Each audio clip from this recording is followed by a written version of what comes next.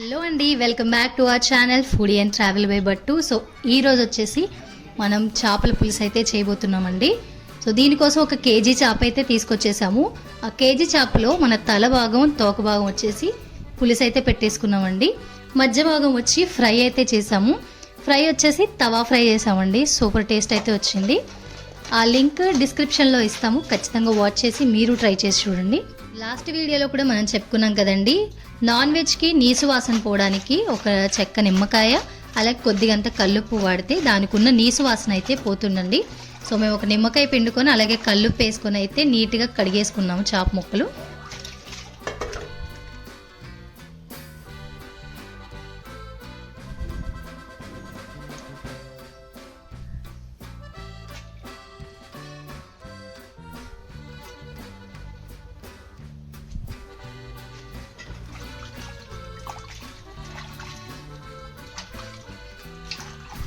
చూసారు కదా, ఇలా నీట్గా కడిగేసుకున్న తర్వాత మళ్ళీ నార్మల్ వాటర్తో ఒకసారి కడిగి అయితే పెట్టుకోండి.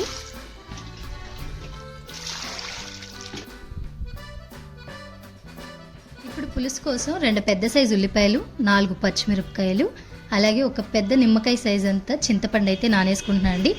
మీ పులుపుకి తగ్గట్టు ఎంత పులుపు తింటారో దాన్ని బట్టి మీరు చింతపండు అయితే నానేసుకోండి. మేము కొంచెం తక్కువ తింటాం కాబట్టి కొంచెమే నానేసాను.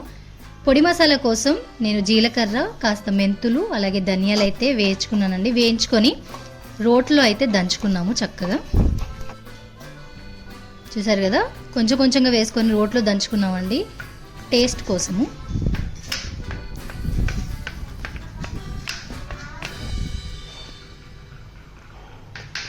కుదిరితే మీరు కూడా ఇలా రోల్ ఏదైనా చిన్నది ఉంటే దానిలో దంచుకొని వేయండి గరం మసాలా, బాగుంటుంది టేస్ట్. సో ఇప్పుడు కూర కోసం ఒక దాక పెట్టేసి నేను 4 చెంచాల వరకు నూనె అయితే పోసానండి. దాక మీకు కుదిరితే కొంచెం పెద్దది పెట్టండి, ముక్కలు దేనికి దానికి సపరేట్గా సరిపోయేంత దాక అయితే పెట్టుకోండి.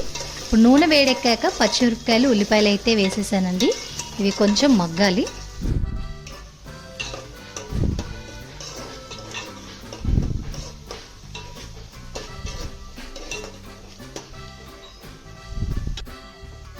ఉల్లిపాయలు మగ్గిపోయినాయి కదండి, ఇప్పుడు మనం కొంచెం అంత కొత్తిమీర వేసుకుందాం.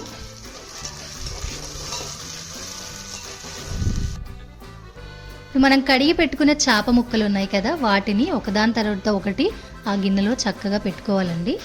అన్నీ ఒకటేసారి వేసేస్తే ముక్క అనేది విరిగిపోతుంది, అందుకే నేను ఒకదాని తర్వాత ఒకటైతే పెడుతున్నాను.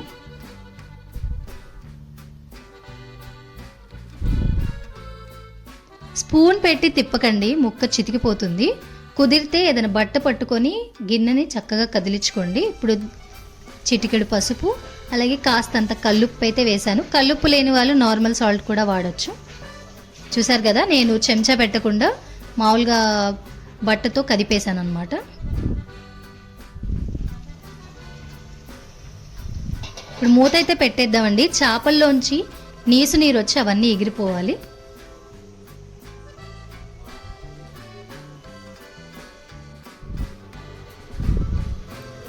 చూసారు కదా, ఎగిరిపోయింది కదా. ఇప్పుడు మనం నానబెట్టుకున్న చింతపండు ఉంది కదా, దానిలోంచి మనం రసం అయితే తీయాలండి. చక్కగా చింతపండుని బాగా మ్యాష్ చేసేసుకొని ఆ పులుసుని అయితే మనం చక్కగా వడపోసి పెట్టుకోవాలండి.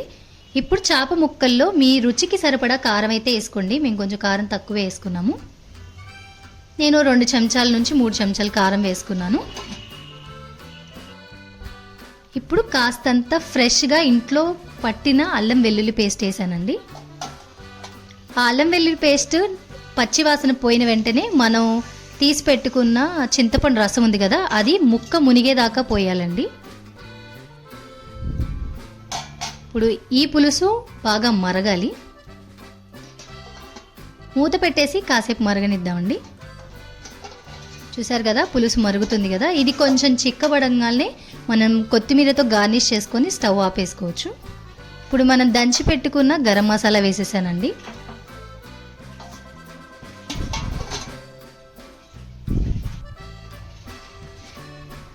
దీన్ని మీరు వేడివేడి అన్నంలో వేసుకొని తినండి, టేస్ట్ అదిరిపోతుందండి చేపల పులుసు. మీ సైడ్ ఎలా చేస్తారు కమెంట్ చేసి చెప్పడం మర్చిపోవద్దు. అలాగే మన ఛానల్ని సబ్స్క్రైబ్ చేసేసుకొని గంట సింబల్ మీద క్లిక్ చేయండి. దానివల్ల మేము పెట్టే ప్రతి వీడియో మిస్ అవ్వకుండా మీ మొబైల్కి నోటిఫికేషన్ వస్తుంది. గుర్తుంది కదా మన channel foodie and travel by Battu అని కొట్టినా వస్తుందండి. సో నేనైతే వేడి వేడి అన్నంలో అలా సర్వ్ చేసేసుకుని తినేసాము. టేస్ట్ సూపర్ వచ్చిందండి. థ్యాంక్స్ ఫర్ వాచింగ్ ఆ వీడియో.